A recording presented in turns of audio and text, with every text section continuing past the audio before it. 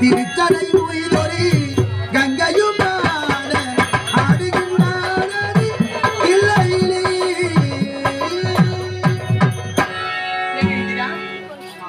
விருப்பப்பரிய தேவர்கள் ஒன்றுக்கு யாகத்தை முடித்து விட்டாங்க. உண்மைதான், யாகம் சிறப்போடு முடிந்துவிட்டது. இருந்தாலும் கையில் ஏதோ வச்சிருக்கிறாங்க. அப்படியா? உண்மைதான், தாம்பலம் போட போறீங்க. யாகம் முடிந்து விட்டது என்றால் இந்த யாகத்திற்கு தலைவராகி முதல் தாம்பலம் என சொல்லக்கூடிய முதல் தாம்பலத்தை கொடுப்பார்கள்.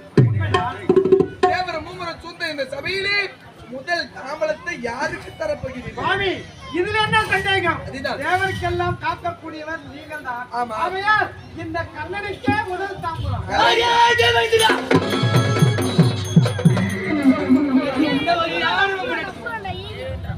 இந்த கண்ணனுக்கு முதல் தாம்பலம் கொடுக்க வேண்டுமா? உண்மைதான், நியாயமாக இருக்கின்றதா? இப்பேற்பட்ட தேவ ரிஷிகள் சூழ்ந்த